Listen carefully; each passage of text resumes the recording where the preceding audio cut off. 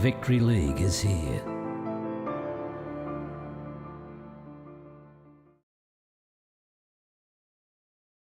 All right, mate, great performance yesterday. Come to life in the second half. It was good.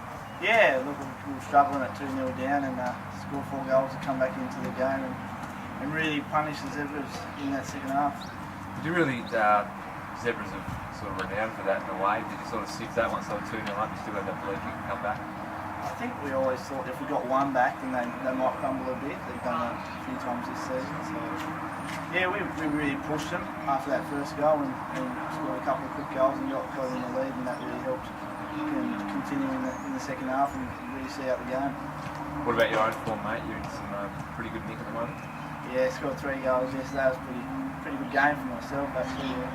And but I thought it was a really good team performance. We had a lot of good players out on the pitch, and I think it was more the work rate that got us over the line than any individual performance.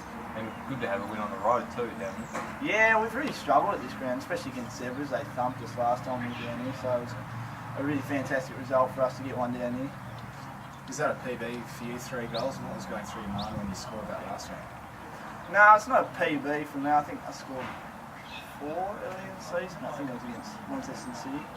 It was a good result for me in the sense in the game, and at that time to come back from 2-0 down was probably one of my best hat tricks. When I scored that last goal, I think we relaxed a lot more, and it was a really good moment for myself and the team just to see the joy on their faces as well. Does it make up a little bit for not a perfect Victory League season? Yeah, it does. I think that's probably our best win of the season. I think we wanted to win the title, but we just weren't consistent enough, and you've seen at South Hobart we're really consistent. But I thought coming second with the squad we had and the amount of injuries and probably the depth of our squad, we've done really well this season. Different kettle of fish this week, South Hobart. You'd be expecting a little bit of attention. Yeah, look, that's the only team we haven't beaten this season, and we're really looking forward to getting one over them this week. So it should be an exciting encounter, and we're looking forward to it, and hopefully we'll be lifting the cup at the end of it. And a few teams who have sort of picked South Hobart apart a little bit. Have you taken any lessons from those, or do you just go about and play your own game? Yeah, we've looked at a few videos of how they play and how teams have played against them. I think we've done really well against them at times. We just haven't played a full 90-minute game and really been consistent against them. I think if we do that, then we're a really big chance to get a win and lift the victory. Yeah. All right, mate. We'll dominant team all year, I suppose, but Devonport won't be a walkover this week. No, we talked about it yesterday before the game, and you can play really well all through the year and win all the games and all that sort of stuff. But once you get into a cup game, it's an entirely different story. At the start of the game yesterday against Olympia, we were 0-0, so performances during the year meant nothing. It was about how you had to go out and stamp your authority in cup games. We got a nice early goal, and then went on to manage to go on. You've got a plan for Brayden? We don't usually plan for specific individuals. Brayden played with us a couple of years ago, so we know the way he operates. And he's lethal if he gets time on the ball around the box, but we don't think that's another flying noise out of times we play. So I think we'll probably just go business as usual with Brayden. And what about the win yesterday? It was pretty solid over Olympia. Yeah, it was. It was a difficult game. Neither midfield really managed to get control, so it was reasonably scrappy. We probably shaded them in the first half, but towards the end now, I think there was a period where they had 10 crosses in per box in about 7 or 8 minutes, so we really found ourselves under the pump. But to our defence's credit, they never switch off, and they're always on the job, and Matty Ferguson was fantastic again yesterday. How do you feel the cup stuff differs from the league stuff? It's really high pressure because there's no time for errors or regrets or anything in a cup game. You switch off once and it can end you. I mean, yesterday when we were under pressure, it only would have taken one defender to not track a runner or someone to ball watch on a cross, and it could totally change the dynamic of the game. So you really do have to be switched on and mentally focused for the entire game. You talked about your defence there for a little bit. How important have they been for you this year? They've been fantastic, and it's been the backbone of our success over the last 5 or 6 years. We've always, every year that we've won the title, we've conceded the least goals, and it's been the case again this year. I was thinking about it on the way here, actually. I think we conceded, I don't know, maybe 11 or 12 goals during the season. And I think probably only 4 or 5 of those this year were down to actual defensive errors.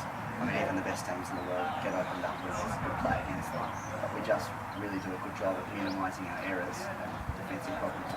So, yeah.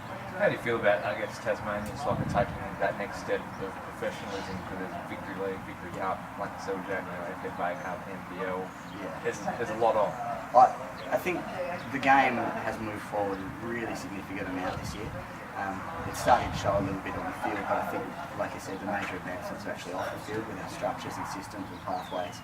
It's just fantastic now, and the amount of media coverage and everything that we're getting can only be for the good. We're seeing better quality imports come in than we have over the last few years, and all the opportunities for teams to go and play in the NPL and the FFA Cup and all that sort of stuff is just, it's a massive move forward. And it's recognised as another part of the football community.